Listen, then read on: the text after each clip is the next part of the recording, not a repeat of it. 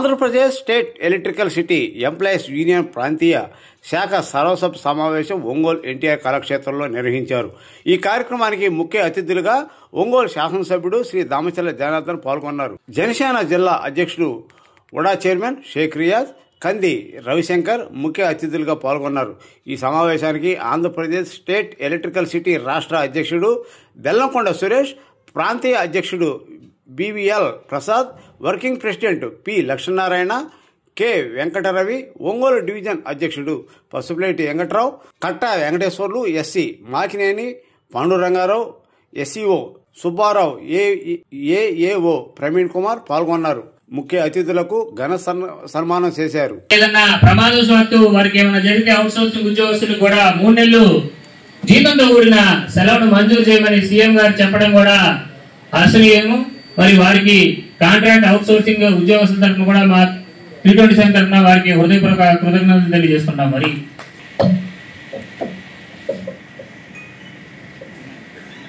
ముందుకు పోతున్నందుకు ఈ రోజు ప్రకాశం జిల్లాలోనే కానీ మన మొత్తంలో ఈ డెవలప్మెంట్ లో వచ్చే మన ఒంగోలు ఎంతో డెవలప్మెంట్ జరుగుతుందండి. 60 సంవత్సరాలు చరిత్రలో ఎప్పుడు జరగంది ఒకటి చెబుతున్నానండి. ట్రంక్ రోడ్డు నాకు 2 ప్రాపర్టీస్ ఉన్నాయి, 2 ప్రాపర్టీస్ పోతున్నాయి. కానీ జనార్దన్ గారిని ఒక్క మాట నేను అడగల. ఎందుకంటే ఆ రోడ్డు వైడింగ్ చేయడం వల్ల అందరికి తెలియదు ఒకటి, నేను ఆలోచించే విధానం ఒకటి, అది రేటు ఎంతో పెరిగింది. కానీ ప్రతి ఒక్కళ్ళు మాకు వద్దండి తగ్గించండి అన్నారు. నేను అదేం చెప్పలా. ఎందుకంటే ఆ రోడ్డు అనేది చేస్తే 60 సంవత్సరాలు ఎవరు చేయలేని కళ ఈ రోజు జనార్దన్ గారికి జీవితకాలం ఇది నిలబడిద్దండి. ఇది మామూలు విషయం కాదు. 1 బై ట్రాఫిక్ అనేది లేక ఇబ్బంది పడిపోతున్నాం. చాలా మంది తిరిగి వస్తున్నారు, ఎంప్లాయీస్ ఇబ్బంది పడుతున్నారు. కానీ ఈ రోజు అనేది ఎంతో మంది ఎలక్ట్రికల్ ఎంప్లాయీస్ కానీ అందరూ కానీ మీ అందరి సహకారం ఉండబట్టే నిన్న జరిగిన తుఫాన్లో కూడా మీరు ఎంతో సేవ చేశారు.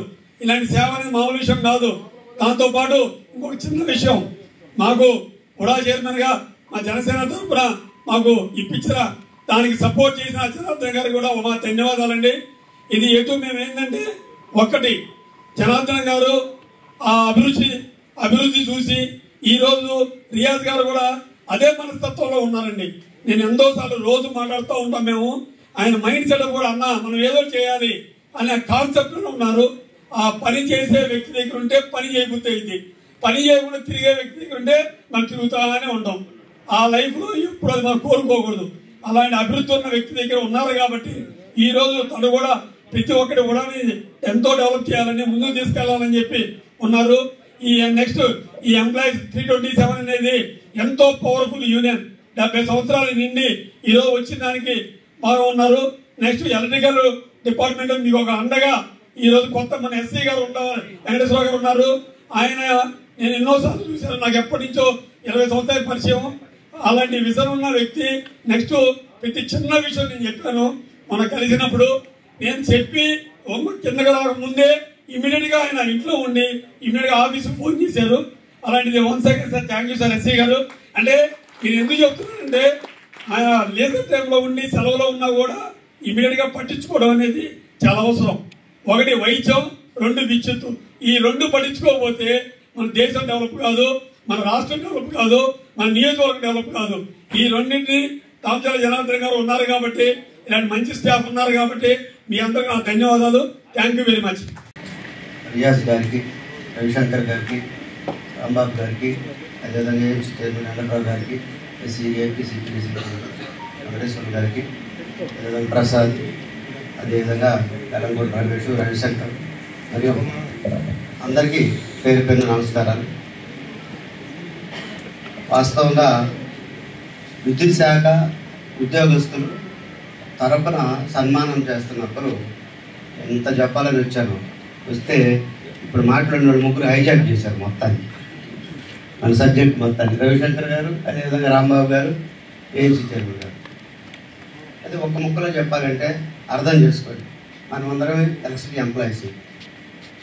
మనకి కులం, మతం, రంగు, పార్టీ ఏం లేవు. మనకు తెలిసింది ఒకటే, ప్రజలకు సేవ చేయటం. ఆ క్రమంలో ఎమ్మెల్యే గారు మొన్న తుఫాన్ సందర్భంగా 1 వీక్ బిఫోర్ నుంచే అధికారులు కానీ అందరు కలిసి మనల్ని అలర్ట్ చేశారు. అలర్ట్ చేసినప్పుడు ఇక్కడ ఒక అసోసియేషన్ పిల్లలు ఉండొచ్చు, కానీ కార్మికులందరూ కూడా ఎలా సాధ్యమైంది అనేటువంటిది పెద్దలందరికీ తెలియాలి కాబట్టి చెప్తున్నాం. 1 వీక్ బిఫోర్ మమ్మల్ని ప్రిపేర్నెస్ పెట్టారు. ప్రభుత్వం అయితేవి, ఎమ్మెల్యే గారు అయితేవి, అధికారులు అయితే. ప్రిపేర్నెస్ అంటే దగ్గరలో ఉన్న చెట్లు కొట్టుకోవాలా, లైన్ మీద పడినప్పుడు తెక్కకూడదు, ప్రజలకు అసౌకర్యం ఉండకూడదు, ఇమీడియట్గా సప్లై రిస్టోర్ చేయాలి. సార్ కూడా తెలుసు, సార్ మాట్లాడుతూ ఉన్నారు, అరగంటకి మాట్లాడుతూనే ఉన్నారు. ఆ రోజు అందరినీ ఎక్కడ అధికారులు కూడా కార్మికులు కానీ ఎక్కడికి పోలేదు సార్. అసలు అందరూ ఏం చెప్పారంటే అందరికీ కరెంట్ ఇచ్చిన తర్వాతనే ఇంటికి పోతామని కుతరిచ్చేంత ఉండి ఇచ్చిపోయారు సార్. అది అంత గొప్పగా చేశారు. మనం అరౌండ్ 10 o'clockకి విండుపులో ఆగితే 11:30, 12 లోపల ఎక్సెప్ట్ ఈ ఫ్యూ ప్యాకెట్స్ మొత్తానికి సప్లై రిస్టోర్ చేయగలిగాం. అది ఎవరు సహకారంతో చేశామంటే అంతకుముందర మాకు విద్యుత్ శాఖ కావాల్సిన బడ్జెట్ని ఇక్కడ కృష్ణా జిల్లా వాళ్ళు ఉన్నారు, గుంటూరు జిల్లా వాళ్ళు ఉన్నారు, ప్రకాశం జిల్లా వాళ్ళు, 3 జిల్లాల వాళ్ళు ఉన్నారు. కొద్దిగా ఒక 5 నిమిషాలు ఎక్కువ తీసుకున్నా క్షమించండి సార్. 3 జిల్లాల వాళ్ళు ఉన్నారు. నేను కూడా 3 జిల్లాల్లో పనిచేశాను, అందువల్ల వీళ్ళందరూ తెలిసిన వాళ్ళు ఆల్మోస్ట్ మాకు. సార్ ఎంత బాగా చేశారంటే మన వాళ్ళు ప్రకాశం జిల్లాలో అసలు ఇంకా 2 సబ్స్టేషన్లు మునిగిపోయినాయి సార్. మునిగిపోయినా కూడా ఒక్కరు కూడా వెలుదిరగకుండా ఆఖరికి ఎన్డీఆర్ఎఫ్ సహకారం తీసుకొని, మిగతా అధికారుల సహకారం తీసుకొని, ఎట్టి పరిస్థితిలో మునిగిపోయిన సబ్స్టేషన్స్ కూడా ఆల్టర్నేటివ్ సప్లై ఇచ్చుకొని అంత గొప్పగా చేశారు. మాకు బాధ ఏంటంటే సార్, మమ్మల్ని మాత్రం ముఖ్యమంత్రి దగ్గర తీసుకెళ్ళలేదు. ముఖ్యమంత్రి చేత మాకు అవార్డు ఇప్పించారు సార్.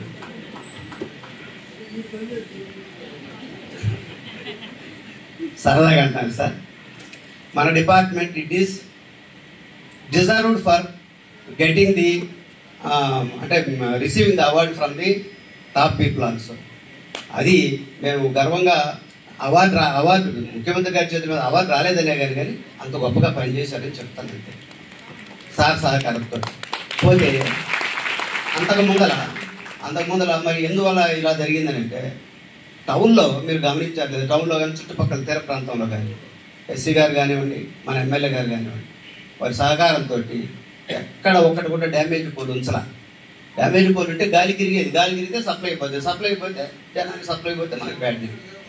కాబట్టి 1 వీక్ ప్రిపేర్నెస్ జరిగిన తర్వాత ఇచ్చినటువంటి ఎగిసిపడిన కెరటంలాగా పనిచేసాం.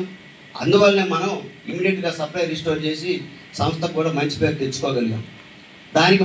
దానికి ఏ రోజు బడ్జెట్ కావాలన్నా సార్ సీఎండి గారితో మాట్లాడమంటే సీఎండి గారితో మాట్లాడేవాళ్ళు, ఎవరితో మాట్లాడమన్నా మాట్లాడి మనకు బడ్జెట్ ఇప్పించారు కాబట్టి సాధ్యమైంది.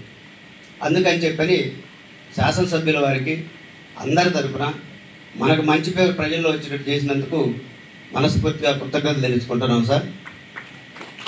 చేసిన ఈ కార్యక్రమానికి సభాధ్యక్షత వహించినటువంటి సురేష్ గారికి, అలాగే ఈ సభకి ముఖ్య అతిథిగా వచ్చినటువంటి మన ఒంగోలు నియోజకవర్గ ప్రియతమ శాసనసభ్యులు శ్రీ దామచర్ల జనార్దన్ గారికి, అలాగే షేక్ రియాజ్ గారికి, Ongole urban development chairman Shaik Riyaz గారికి, అలాగే కంది రవిశంకర్ గారికి, రాంబాబు గారికి, ఏఎంసీ చైర్మన్ వెంకట్రావు గారికి, అలాగే ఇక్కడికి ఇంకా మిగతా వేదిక మీద ఉన్న పెద్దలందరికీ, ఇక్కడికి ఇచ్చేసినటువంటి విద్యుత్ కార్మిక సోదరులందరికీ కూడా నా హృదయపూర్వక నమస్కారాలు. అందరూ చెప్పారు, ఇప్పుడు జనార్దన్ గారు అంటే అభివృద్ధి అంటే జనార్దన్ గారు, అది అందరూ చూస్తున్నదే. ఆయన 2014లో మొట్టమొదట ఎన్నికైనప్పుడు 2014 నుంచి 19 దాకా సార్ ఎంత తప్పున పడి టౌన్లో నియోజకవర్గంలో అభివృద్ధి చేశారు అనేది మనందరికీ తెలుసు. ఇక్కడ ఉన్నవాళ్ళమే మనందరమే, కొద్దిమంది మాత్రమే గుంటూరు కృష్ణా నుంచి కార్మిక సోదరులు వచ్చారు ఈరోజు. అక్కడ వాళ్ళు తప్పితే మిగతా వాళ్ళందరూ ఇక్కడ వాళ్ళే, అందరికీ తెలుసు. మరి మనము వాళ్ళకి 5 సంవత్సరాలకు ఒకసారి ఎలక్షన్స్ వస్తాయి. అప్పుడు మనం ఏం చేస్తున్నాము, మనం ఏం చూపిస్తున్నాం. ఇప్పుడు మన డి గారు కూడా ఇప్పుడు దాకా చెప్పారు, మనకి ఏం అక్కర్లేదు, ఎవరు అభివృద్ధి చేస్తున్నారు, ఎవరు మంచి చేస్తున్నారు, ఎవరు మనకి మేలు చేయట్లేదు అనేది మాత్రమే గమనించుకొని మనం వెళ్ళాలి. మనకి రాజకీయాలు అవసరం లేదు. యాక్చువల్గా ఇప్పుడు పిఆర్సీలు అన్నీ కూడా మీరు చూసుకుంటే ఇక్కడ అంతరంగంలో మీరు ఆలోచించుకోండి, ఎవరిచ్చారు మనకి ఈరోజు స్కేల్స్ బాగున్నాయంటే ఎవరిచ్చారు. వాస్తవానికి గత మేనేజ్మెంట్లో అంటే గత ప్రభుత్వంలో మీ కార్మిక సోదరులకి తక్కువ అన్యాయమే జరిగింది, కానీ ఇంజనీర్లకి చాలా పెద్ద అన్యాయం జరిగింది. అసలు జీతాలే తగ్గిపోయినాయి. అటువంటి చరిత్ర ఎప్పుడన్నా ఉందా? లేదు. మరి అట్లాంటివన్నీ కూడా జరిగినాయి. ఇప్పుడు డిఈ గారు చాలా చాలా చెప్పారు. మరి మనం గమనించుకోవాలా, ఏ ప్రభుత్వం వస్తే మనకి బాగుంటుంది, ఏ మేనేజ్మెంట్ వస్తే బాగుంటుంది, ఎవరుంటే మనకి ప్రశాంతంగా ఉంటుంది అని. మనం ఇప్పుడు మన సైక్లోన్ వచ్చింది, ఈ సైక్లోనే కాదు గతంలో కూడా సైక్లోన్లు వచ్చినాయి. ఎన్నిసార్లు అయినా కూడా సైక్లోన్లో విద్యుత్ శాఖ సిబ్బంది చాలా బాగా పనిచేసి ఎప్పుడు కూడా మెప్పు పొందిన వాళ్ళే. చాలా త్వరితగతిన మనం మళ్ళీ వేరే రాష్ట్రాలకు కూడా పోయి పనిచేసేవాళ్ళం. మన చంద్రబాబు నాయుడు గారు ముఖ్యమంత్రిగా ఉంటే వారు కేరళ పంపించారు, అలాగే ఒరిస్సా పంపించారు, తమిళనాడు పంపించారు. మన స్టేట్లో సైక్లోన్ రాకపోయినా ఏ స్టేట్లో సైక్లోన్ వచ్చినా మనల్ని అందరినీ అక్కడ పంపించారు. మనకి అపారమైన అనుభవం కూడా ఉంది సైక్లోన్లో పనిచేసినటువంటిది. అక్కడ అట్లాగే ఈవెన్ అమెరికాలో కూడా సప్లై వచ్చే సైక్లోన్లకి మనంత తొందరగా రెస్టోర్ చేయట్లా. మరి ఇక్కడ అంత బాగా చేస్తున్నారు విద్యుత్ సిబ్బంది అంతా కూడా తలమునకలై ఏ ప్రభుత్వమైనా చేస్తున్నారు. మరి అటువంటిప్పుడు మనకి కావాల్సినటువంటి బెనిఫిట్స్ ఎవరిస్తున్నారు, మన యొక్క శ్రేయస్ ఎవరు చూస్తున్నారు అనేది మనం చూసుకోవాలి. ఏ ప్రభుత్వాలు మనకెందుకు, కులం ఎందుకు, మతం ఎందుకు, లేకపోతే వర్గాలు ఎందుకు, మనం ఎవరి హయాంలో బాగుంటాం, మనకు కావాల్సిన ఎవరు, మన బాగోగులు ఎవరు చూసుకుంటున్నారు అనేది మనం గమనించుకోవాలి. అదే 5 సంవత్సరాలకు ఒకసారే అటువంటి అవకాశం వస్తుంది. నేను ఊరికి చిన్న ఉదాహరణ చెప్తా. ఒక అబ్బాయికి సార్ ఉద్యోగం ఇప్పించాడు 2014-19 టెన్యూర్లో. తర్వాత వాడు వైసీపీకి ఓటేశాడు. నేను అడిగితే చెప్పాడు తర్వాత, ఎందుకు వేసేవరా అంటే నన్ను రెగ్యులరైజ్ చేస్తా ఉన్నారు అందుకని వేసాను అన్నాడు. ఉద్యోగం ఇప్పించిన వాళ్ళని మర్చిపోయి వేరే దానికి వేసారు. అలాంటి ప్రలోభాలకి లొంగకూడదు. రియల్గా ఎవరు పని చేస్తున్నారు, ఎవరు పనిచేసి మనం ఎవరి ద్వారా మనం ఈరోజు ఈ స్థితిలో ఉన్నాము అనేది మనం గుర్తుపెట్టుకోవాలా. ఒకవేళ తర్వాత వచ్చిన వాళ్ళు బాగా చేస్తే ఆదరించాల్సి వస్తే ఆదరించండి, దానికి తప్పు లేదు.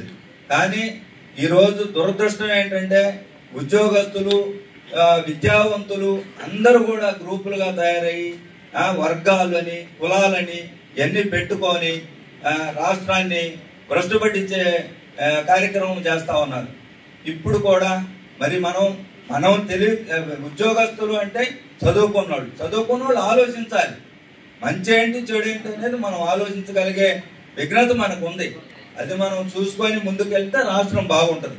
రాష్ట్రం బాగుంటే మన పిల్లలు, భావితరాలు అందరూ బాగుంటారు. ఉద్యోగాలు రావాలి, చదువుకుంటున్నారు, చాలా కాలేజీలు పెట్టారు, వేల మంది, లక్షల మంది చదువుతున్నారు. వాళ్ళందరికీ ఉపాధి ఎక్కడి నుంచి తేవాలి? మరి పెట్టుబడులు రావాలి అంటే ప్రశాంత వాతావరణం ఉండాలి. ప్రశాంత వాతావరణం అంటే లా అండ్ ఆర్డర్ ఉండాలి, అలాగే ఒక విజన్ ఉండాలి. మరి జనార్దన్ సార్ని నేను చాలా అతి దగ్గరగా చూసేవాళ్ళలో నేను ఒకడిని. ఆయన సొంత వ్యాపారాల గురించి కానీ సొంత పనుల గురించి కానీ కూడా ఆలోచించట్లా. నిద్ర లేస్తే మరి మన నియోజకవర్గంలో ఎట్లా డెవలప్ చేయాలి, ముఖ్యంగా అతి ముఖ్యంగా మరి కార్పొరేషన్లో ఎలా డెవలప్ చేయాలి, డ్రైన్స్ కానీ, రోడ్స్ కానీ, ఎలక్ట్రిసిటీ కానీ, ప్రజలకి ఇంకా మెరుగైన సౌకర్యాలు ఎలా కల్పించాలి అనేదే ఆలోచిస్తూ ఉంటారు. ఎన్నోసార్లు మీటింగులకు పిలుస్తారు మమ్మల్ని, మున్సిపాలిటీ వాళ్ళని సమన్వయం చేసి. ఆయన స్పీడ్ మేము అందుకోలేకపోతున్నాం. మున్సిపల్ శాఖ కానీ, విద్యుత్ శాఖ కానీ, ముఖ్యంగా ఇంకా అప్పుడప్పుడు మిగతా డిపార్ట్మెంట్స్ R&B ఇట్లాంటి ఆయన స్పీడ్ అందుకోలేకపోతున్నాం. ఆయన ప్రతి నెలలో కూడా మున్సిపాలిటీ వాళ్ళతో అయితే ఇంకా నెంబర్ ఆఫ్ టైమ్స్ మీటింగ్స్ ఉంటాయి. మాకు నెలకు ఒకసారి అయినా మమ్మల్ని కూడా పిలిచి మన పనులు ఎంతవరకు వచ్చినాయి అని చెప్పేసి సమీక్షించటం, డైరెక్షన్స్ ఇవ్వటం, ఇవన్నీ.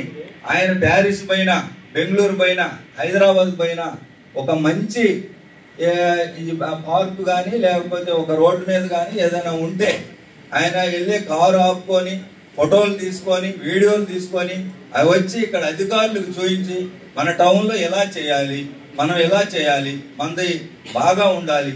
ఇప్పుడు బ్యూటిఫికేషన్ చాలా ఇంపార్టెంట్. ఒక్క ఇదే కాదు, పరిశుద్ధంగా ఉండాలి టౌను, క్లీన్గా ఉండాలి, రోగాల బారిన ప్రజలు పడకూడదు, అలాగే మంచి విద్యుత్ సౌకర్యం ఉండాలి, అలాగే ఇంటరప్షన్ లేని విద్యుత్ ఉండాలా, ఎవరికి అసౌకర్యం ఉండకూడదు. దాంతో పాటుగా కూడా షోగా ఉండాలి టౌన్, మంచి మొక్కలు ఉండాలి, మంచి పెయింటింగ్స్ ఉండాలి, అలాగే రోడ్లు బాగుండాలి. చూసేదానికి ఆ బ్యూటిఫికేషన్ కూడా అవసరం. బ్యూటిఫికేషన్ అవసరం లేదని మనం అనుకోకూడదు, ఖర్చు అవుతుందని అనుకోకూడదు. అది ఖచ్చితంగా కావాలి.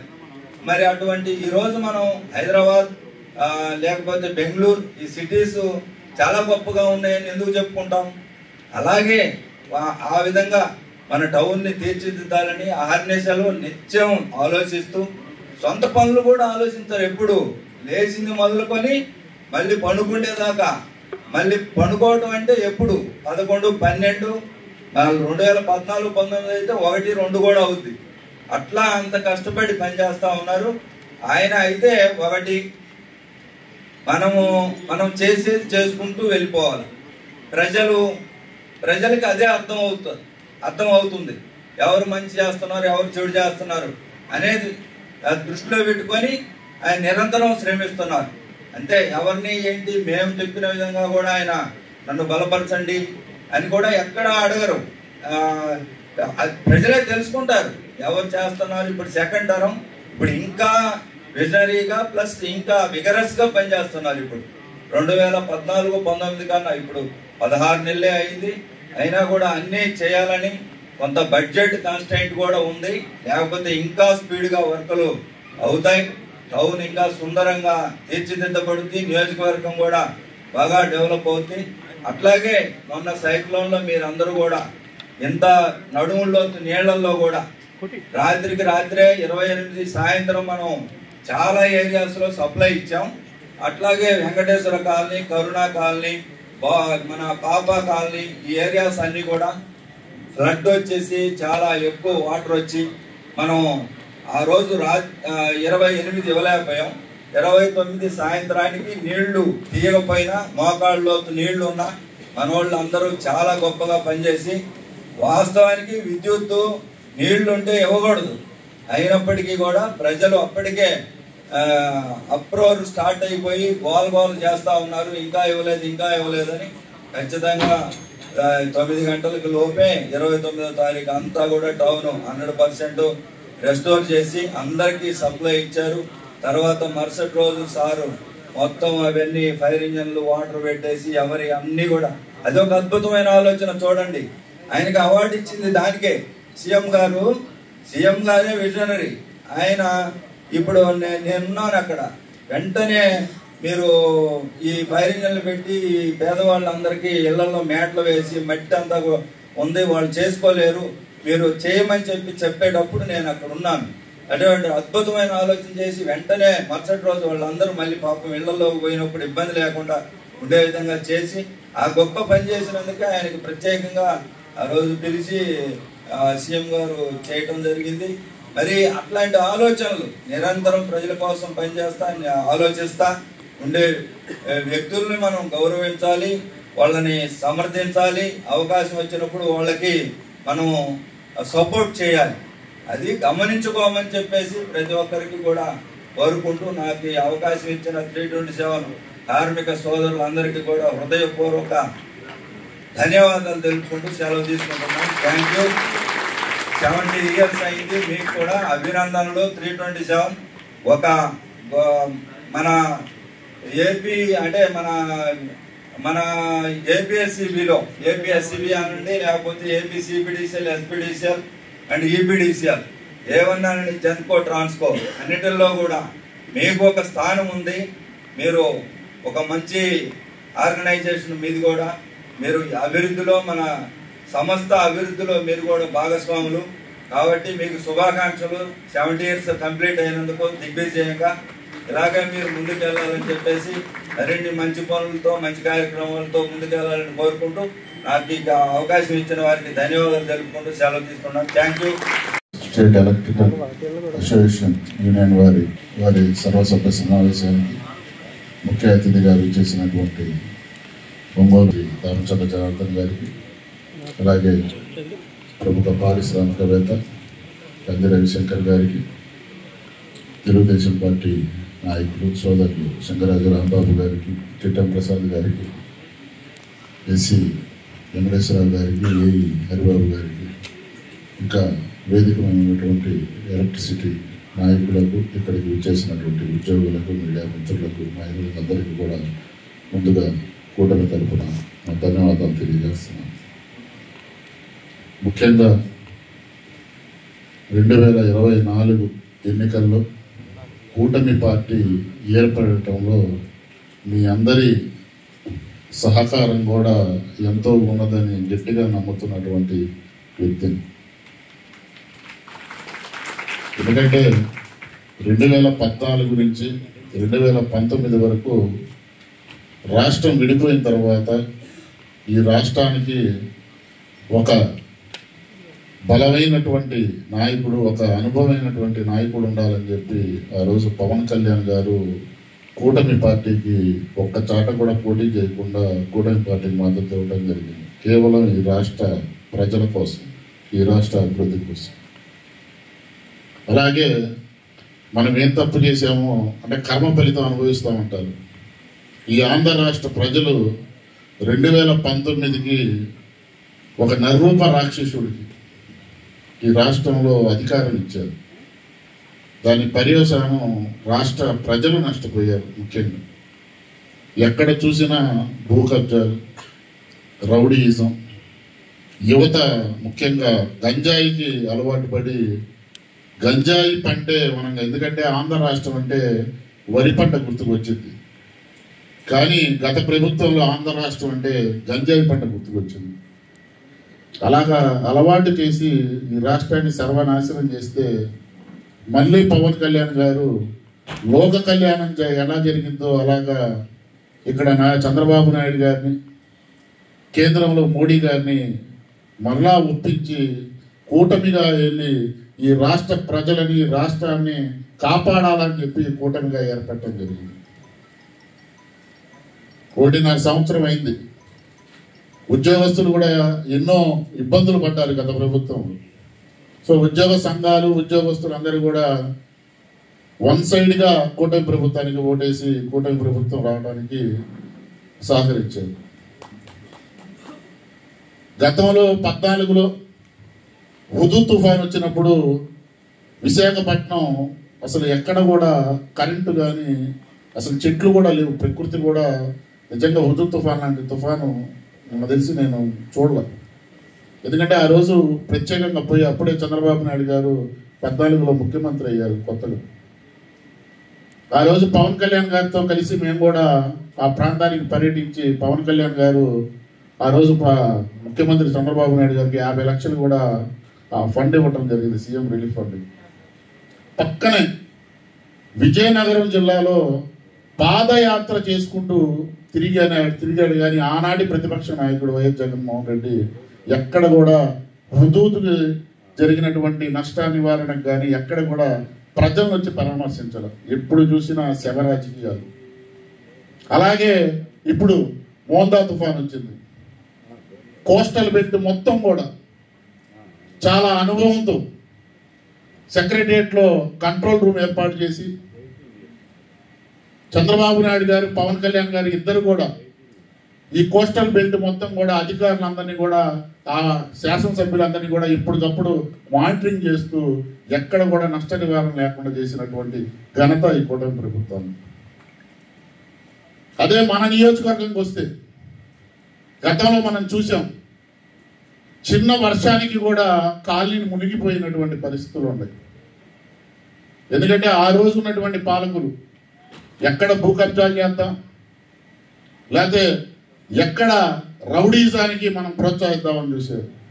కానీ ఈరోజు శాసనసభ్యులు జనార్దన్ గారు ముందు చూపుతూ ఏదైతే మనకు ఉన్నటువంటి పెద్ద కాలువలు ఉన్నాయో, పోతురాజు కాలువ కానివ్వండి, నల్లవాగు కానివ్వండి, అన్నిటిని కూడా ఆయన దగ్గరుండి క్లీన్ చేసి బట్టి ఈరోజు ఉదయం మునిగితే సాయంత్రానికల్లా ఏ కాలనీలో కూడా చుక్క నీరు లేకుండా వెళ్ళిపోయింది. దాన్ని కూడా ఏం చేయాలో తెలియని పరిస్థితుల్లో ఇక్కడ ఉన్నటువంటి వైఎస్ఆర్సీపీ నాయకులు, చోటామోటా నాయకులు కొత్తపట్నం మండలం వెళ్ళి దాన్ని కూడా రాజకీయం చేయాలని చూశారు. ఏది ఒక్క రోజులో కాదు, గతంలో చూసాం. అసలు వాళ్ళ నాయకుడు జగన్మోహన్ రెడ్డి అసలు మోందా తుఫాన్లో ఎక్కడ నష్ట నివారణ జరిగిందో కూడా, ఎక్కడ నష్టపోయారో కూడా ప్రజల్ని పరామర్శించినటువంటి దాఖలు కూడా. ఈరోజు పవన్ కళ్యాణ్ గారు వెళ్ళారు రైతుల దగ్గరికి, చంద్రబాబు నాయుడు గారు వెళ్ళారు, ఎక్కడికక్కడ శాసనసభ్యులు జనాల్లోకి వెళ్ళారు, వాళ్ళ సమస్యలు అడిగి తెలుసుకున్నారు. కేంద్రం నుంచి నష్ట నివారణకి కమిటీ వస్తే ఆ కమిటీకి కూడా ఎక్కడ ప్రతి ఒక్క రైతు కానీ ప్రతి ఒక్కళ్ళు కానీ నష్టపోతారని చెప్పి స్వయాన జనార్దన్ గారు వెళ్ళి వాళ్ళందరికీ కూడా అధికారికంగా ఇవన్నీ ఇచ్చి కూడా ఎవరు నష్టపోకూడదు, మా నియోజకవర్గానికి మొత్తం ఇవ్వండి అని చెప్పి ఆ రోజు అడగడం జరిగింది. మరి వైఎస్ఆర్సీపీ నాయకులు ఎప్పుడైనా ఎక్కడన్నా ప్రజల సమస్యల గురించి మాట్లాడారా అని చెప్తున్నారు. ఏం వింటున్నాను, ఈ మధ్య చేస్తున్నారు. ప్రభుత్వ ఆసుపత్రులు ప్రైవేటీకరణ చేశారండి. అసలు మీకు గుర్తుందా నేను అడుగుతున్నా. అసలు గవర్నమెంట్ హాస్పిటల్ ఎక్కడన్నా ప్రైవేటీకరణ చేశారు? ఏవి చేశారు? వైఎస్ఆర్సీపీ ప్రభుత్వంలో పిల్లర్లు లేపినటువంటి హాస్పిటల్స్ ఉన్నాయి. అంటే పిల్లర్లు లేపితే మెడికల్ సీట్లు వచ్చేసి ఎండకి వానకి తడుస్తా పిల్లకాయలు చదువుకుంటారా? ఈరోజు వాళ్ళు చేసినటువంటి పనులకి ప్రభుత్వంలో డబ్బులు లేకపోతే ఈరోజు ప్రైవేటు సంస్థలకు ఇచ్చి ఆ హాస్పిటల్ నిర్మించి ఆ హాస్పిటల్లో ఆంధ్ర రాష్ట్ర ప్రజలని, ఆంధ్ర రాష్ట్ర బిడ్డలని చదువుకునే విధంగా ఈరోజు ఈ కూటమి ప్రభుత్వం చేస్తుంది. దాన్ని తప్పుపడతారు. పవిత్రమైనటువంటి తిరుపతి దేవుణ్ణి కూడా అప్రవిత్రం చేశారు. హిందువులందరూ కూడా ఎంతో పవిత్రంగా తిరుపతికి వెళ్తారు, వెంకటేశ్వర స్వామిని మొక్కుంటారు ఏదైనా ఉంటే. ఆ లడ్డూను కూడా కల్తీ చేసినటువంటి ప్రభుత్వం ఏదైనా ఉందంటే అది వైఎస్ఆర్సీపీ ప్రభుత్వం.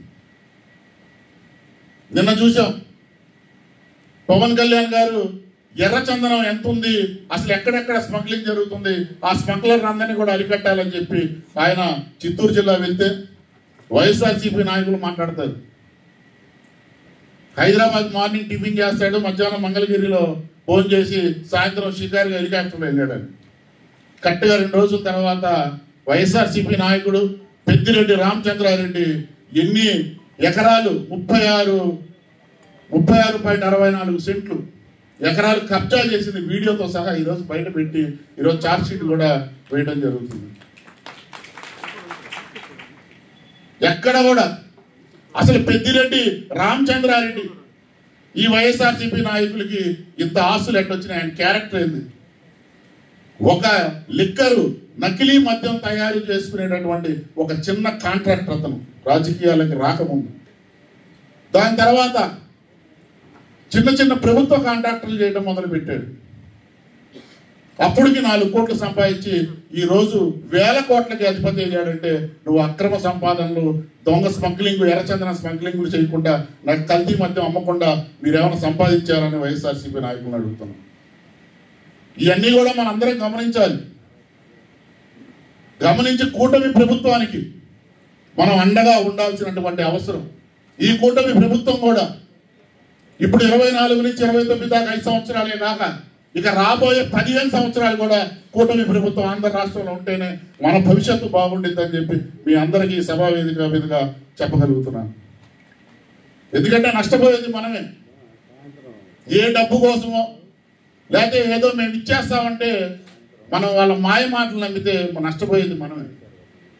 గతంలో చెప్పారు వాళ్ళు, ఇంట్లో ఎంతమంది ఉంటే అంతమందికి మేము అమ్మఒడో ఏదో నాన్నతడో ఏదో ఇచ్చేస్తామని.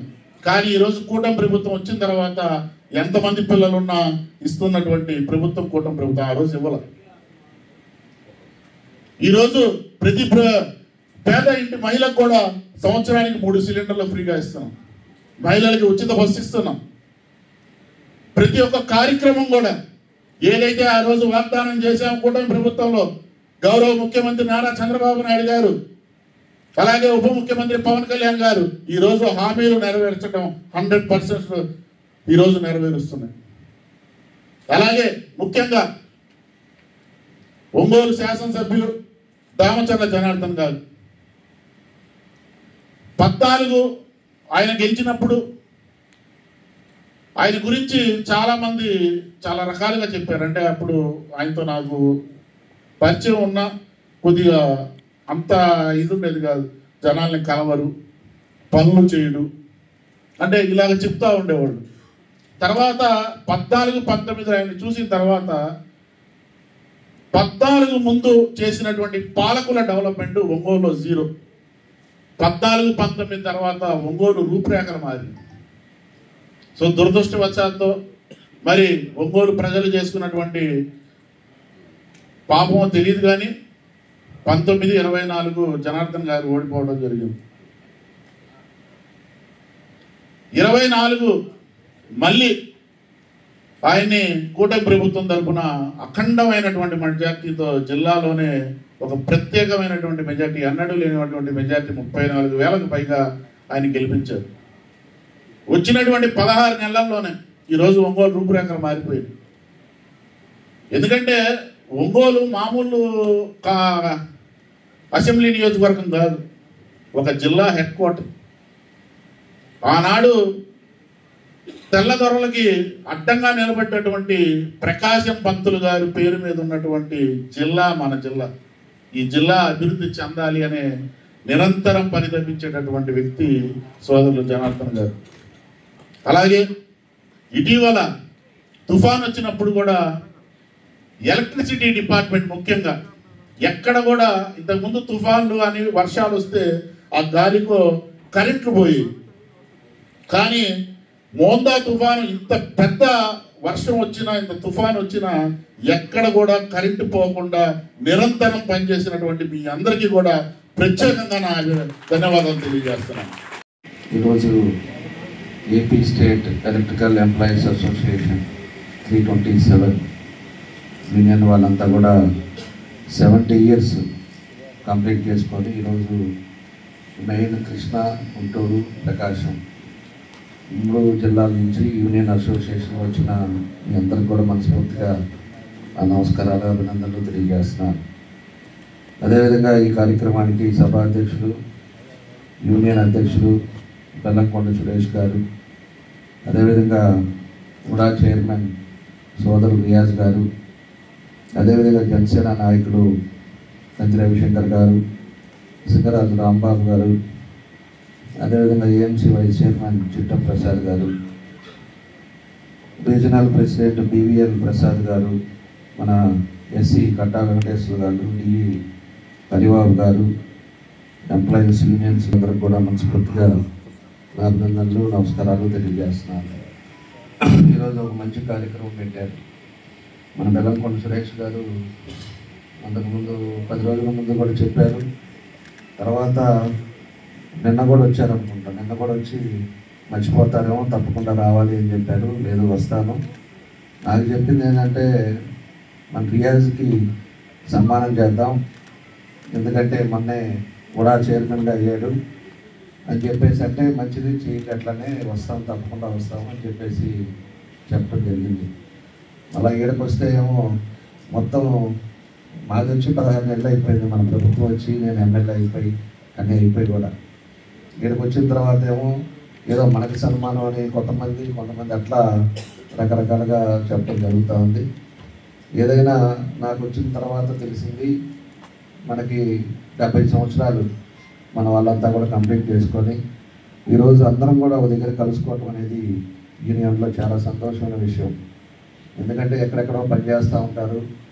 అదేవిధంగా అయినా కూడా ఇలాంటి సందర్భాలు అప్పుడే అందరం కలుసుకోవటం, కాసేపు మాట్లాడుకోవటం, కాసేపు కలిసి భోజనం చేయటం, ఇలాంటి కార్యక్రమాలన్నీ కూడా జరుగుతూ ఉంటాయి. కాబట్టి అలాంటి మంచి కార్యక్రమం పెట్టారు. కాబట్టి ఈరోజు అందరం కూడా కలుసుకోవడం జరిగిందని చెప్పి కూడా తెలియజేస్తున్నాను.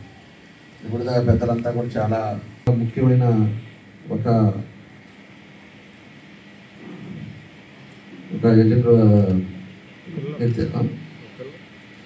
ఎసెన్షియల్ కాబట్టి దాంట్లో ఎలక్ట్రికల్ అనేది కూడా చాలా ఈరోజు ప్రతి ఒక్కరికి కావాల్సిన నీడ్ ఉండేది. ఈరోజు ఇంటికి కావచ్చు, ఫ్యాక్టరీలు కావచ్చు, లేకపోతే ఏదైనా ఒక ఆఫీస్ ఎక్కడికి పోయినా కూడా ఎలక్ట్రిసిటీ లేదు, మనం ఎవరు చేయలేము. అలాంటి దాంట్లో యూనియన్లో పనిచేసుకుంటా అందరికీ సర్వీస్ చేస్తా. మొన్న తుఫాన్ అప్పుడు కూడా నేను చూశాను, మన డిఈ గారు కానీ, ఎస్సీ గారు కానీ, ఇక్కడ ఉండే మా D1లు D4లు వాళ్ళందరూ కూడా ఎవరు కూడా నిద్రలేదు వాళ్ళకి. ఎక్కడ స్తంభం పడిందో నేనైతే ఒకటే చెప్పాను, ఎక్కడ మనకి ఇబ్బంది రాకూడదు. ఏదన్నా ఒక పోటు పడిపోవటం కానీ ఏదన్నా కూడా ఇబ్బందులు జరిగినప్పుడు చాలా ప్రాబ్లం అవుతుంది. జాగ్రత్తగా చూసుకోమంటే కరెంట్ ఎక్కడ కూడా పవర్ కూడా కట్ చేయకుండా చాలా జాగ్రత్తగా ఎక్కడ కూడా ప్రాణ నష్టం జరగకుండా మళ్ళీ కరెంటు కూడా ఇస్తా మనకి ఇబ్బంది లేకుండా చాలా బాగా సర్వీస్ చేశారు. వాళ్ళందరికీ కూడా మనస్ఫూర్తిగా ఈ సభ ద్వారా కూడా నా అభినందనలు తెలియజేస్తున్నాను. గారు చెప్పినట్టు అవార్డు వచ్చింది అంటే 10 మంది కలిస్తేనే అవార్డులు వస్తుంది. ఒక వ్యక్తి ఎవరు ఏం చేయలేరు. అందరూ కూడా మానిటరింగ్ చేసాం. అందరం కూడా కలిసి ఈరోజు కమిషనర్ గారు కానీ, అటు కలెక్టర్ గారు కానీ, ఎస్పీ గారు కానీ, ఇక్కడ ఉండే ఎలక్ట్రికల్ కానీ, మీ అందరూ కూడా కలిసి ఆ రోజు మనం కష్టపడ్డాం కాబట్టి ఈరోజు కొంతమందికి అందరికీ ఇవ్వలేరు కాబట్టి కొంతమందిని పిలిచిస్తారు. ఆ దాంట్లో మీ అందరి తరపున మాకు వచ్చినట్టు ఈ సందర్భంగా కూడా నేను తెలియజేస్తూ ఉన్నాను. ఇందాక మన వాళ్ళు చెప్పినట్టు మనం డెవలప్మెంట్లో కూడా నాకు ఉండేది ఒకటే, ఎప్పుడు కూడా 14-19లో కూడా గెలిపించినప్పుడు కూడా నాకు ఏదో విధంగా మనం కష్టపడాలి, ప్రజల ఒక నమ్మకం మీద మనం గెలిపించారు కాబట్టి ప్రతి విషయంలో కూడా ఇన్డెప్త్గా వెళ్ళటం, ఏం చేస్తే బాగుంటుంది, ఎక్కడ ఇబ్బందులు ఉన్నాయి అనే పద్ధతిలో మనం చూసుకుంటా 14-19లో అనేక అభివృద్ధి కార్యక్రమాలు కూడా అమలు చేశాం. ఆ తర్వాత మన ఎలక్ట్రికల్కి వచ్చేకి ఆ రోజుల్లోనే 10 సబ్స్టేషన్లు పెట్టించాం. దగ్గర మన నియోజకవర్గానికి 50 కోట్లు ఖర్చు పెట్టించాం. ఆ తర్వాత ఈ 16 నెలల్లో 2 సబ్స్టేషన్లు ఆల్రెడీ 10 కోట్లకి సబ్స్టేషన్లు చేశాం. ఆ తర్వాత ఆర్డిఎస్ఎస్ వర్క్స్ కింద మనకి 240 పోల్స్ ఈరోజంతా కూడా స్తంభాలు తీసేసి హై పోల్స్ కూడా తీసుకొచ్చి దానికి దగ్గర 25 కోట్లు ఆల్రెడీ శాంక్షన్ అయ్యి ఇవన్నీ కూడా పైప్ లైన్ వేపిస్తూ ఉన్నాయి, పోల్స్ వేపిస్తూ ఉన్నాం. దాంతోపాటు మళ్ళీ ఇంప్రూవ్మెంట్ వర్క్స్ అని చెప్పేసి దానికి 10 కోట్లు ఖర్చు పెట్టాము. ఇవన్నీ కూడా దగ్గర ఇప్పటికే 45 కోట్లు మన ఎలక్ట్రికల్ దానికి మనం ఖర్చు పెట్టామని చెప్పి కూడా మీకు ఈ సందర్భంగా నేను తెలియజేస్తూ ఉన్నాను. కాబట్టి ఇవన్నీ ప్రజల కోసం, ప్రజల ఒక నమ్మకం మీద మనకు ఉండేటప్పుడు ప్రజల విశ్వాసంతో ప్రజలకు ఏ విధంగా చేస్తే బాగుంటుంది అనే ఉద్దేశంతో అనేక కార్యక్రమాలు కూడా మనం చేస్తూ ఉన్నాం, ముందు చేస్తాం. ఇంకొక సంవత్సరంలో ఒంగోలు అనేది మాత్రం కొత్త రూపురేఖలు మాత్రం మీ అందరూ కూడా చూస్తారు. ఖచ్చితంగా దాన్ని ముందుకు తీసుకెళ్తాము అని చెప్పి కూడా మీకు ఈ సందర్భంగా నేను తెలియజేస్తూ ఉన్నా. కాబట్టి మీ యూనియన్ కూడా ఏది అవసరం ఉన్నా ఎప్పుడున్నా మీ మనిషిగా వాడు ఉన్నాడని గుర్తుపెట్టుకోండి. తప్పకుండా నా వంతు నేను చేస్తానని చెప్పి తెలియజేస్తూ మీ అందరికీ నా నమస్కారాలు తెలియజేస్తూ సెలవు తీసుకుంటాను. ఒక చిరు సత్కారము వారిని స్వీకరించవలసిందిగా మీ అందరి తరఫున మనందరి తరఫున కోరుకుంటున్నాం.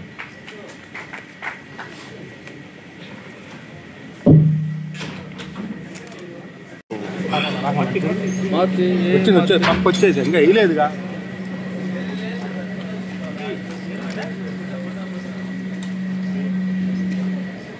పైకి లేపా ఒకసారి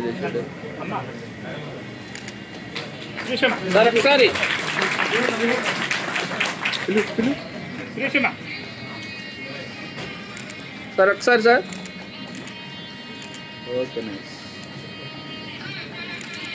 ఓకేనా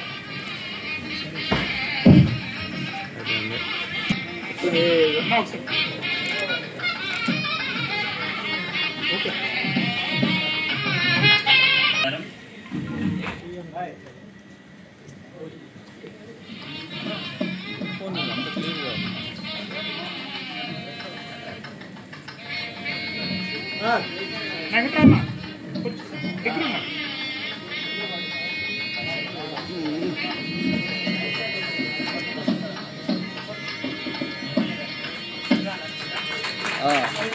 నాగరాజ్ గారు ఓకేనా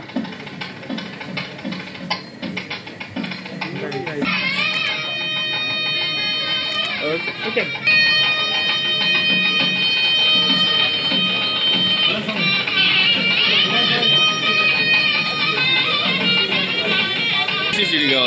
స్టాండ్ పెట్టుకొని కూర్చుంటారు, చేత పట్టుకోవాలి.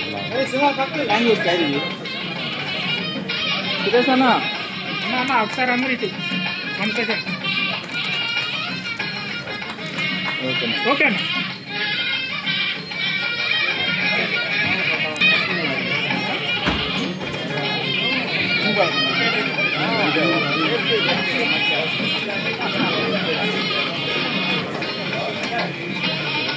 అయిపోయింది బా, ఇంకా ఆపు. వాయిస్ వస్తుంది.